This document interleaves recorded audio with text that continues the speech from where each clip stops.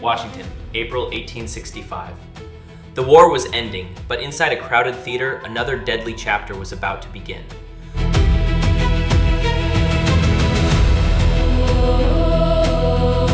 Above the laughing audience sat Abraham Lincoln, the president who had helped destroy America's most powerful system of human bondage. Behind him, hidden in the shadows, an armed actor waited for the perfect moment to change history forever. But the assassin's bullet was only the final act of a conflict that had begun generations earlier. A nation declaring that all men were equal had built enormous wealth by denying freedom to millions. Families were separated, lives were sold, and every attempt at escape carried the possibility of capture or death. Then came a quiet Illinois lawyer whose choices would push the country toward war and slavery toward destruction. Abraham Lincoln was born in Kentucky in 1809, surrounded by hardship, uncertainty, and the expanding shadow of slavery. His family owned no enslaved workers, but slavery existed around them as a legal and accepted institution. He received little formal schooling, yet read every book he could find beside the fading light of a fire. Words became his escape, and eventually, his weapon against arguments defending one person's ownership of another. As a young man traveling south, Lincoln encountered a society where human beings could be inspected, priced, and sold. No single moment explains his beliefs, but slavery's cruelty remained a question he could never completely escape.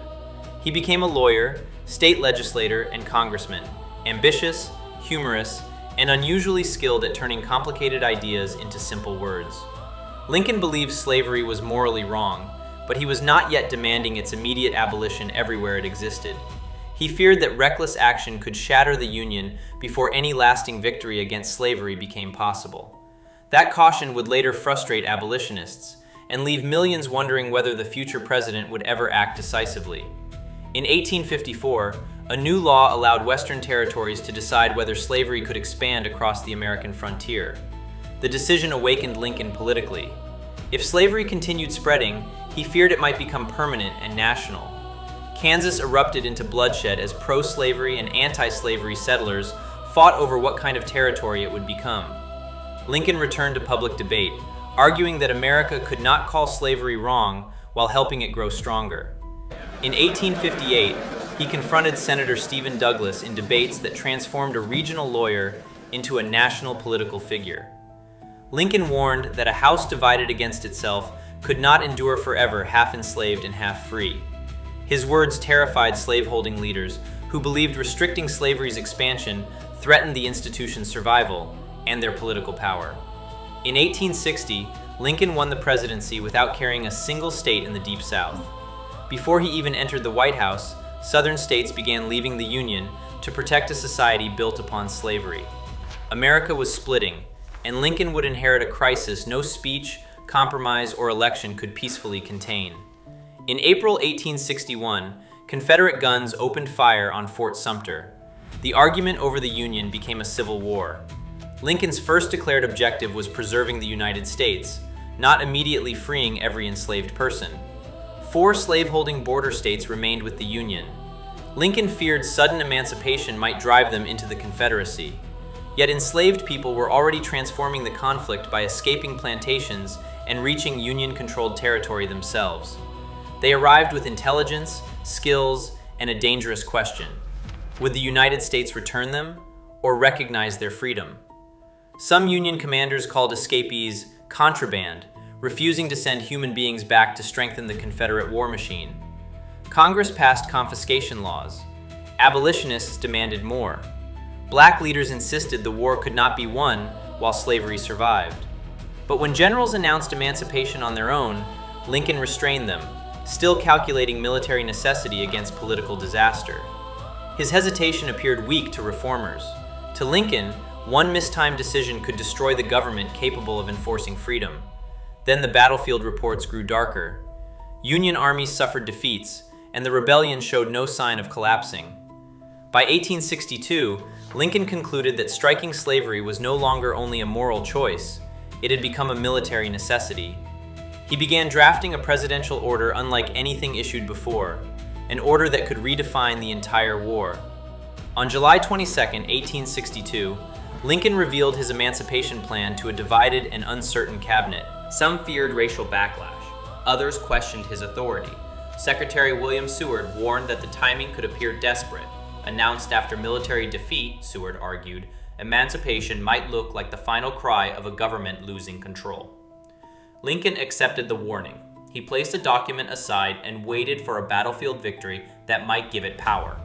For weeks, the order remained hidden while soldiers marched toward one of the bloodiest days in American history.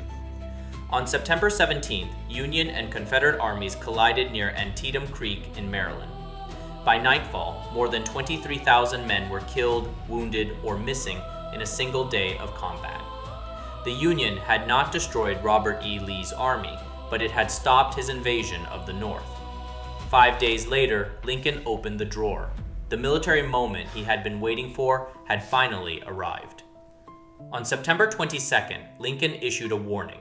Rebellious states had 100 days to return to the Union. If they refused, enslaved people within those rebellious territories would be declared free on New Year's Day. As midnight approached on December 31st, Black communities gathered in churches, waiting and praying to what became Freedom's Eve. In Washington, Abraham Lincoln returned to the document waiting on his desk.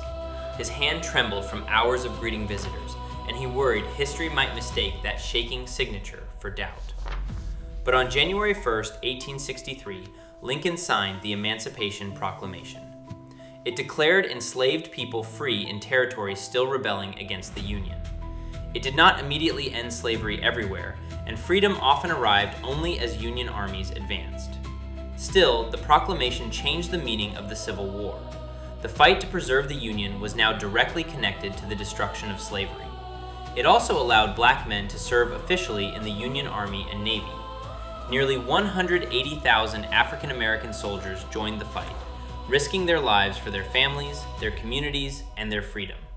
Their service strengthened the Union and made a return to the old America increasingly impossible. Yet Lincoln understood that a wartime order might later be challenged or reversed. To end slavery permanently, abolition had to become part of the Constitution. The proposed 13th Amendment passed the Senate, but initially failed in the House. After winning re-election, Lincoln pushed Congress to vote again. On January 31st, 1865, the amendment finally passed.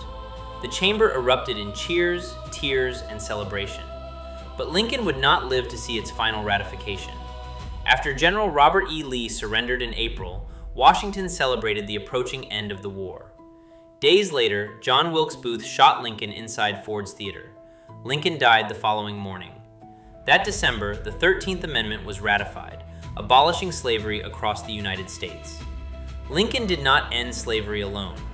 Enslaved people, abolitionists, Black soldiers, and lawmakers all pushed freedom forward and changed America forever.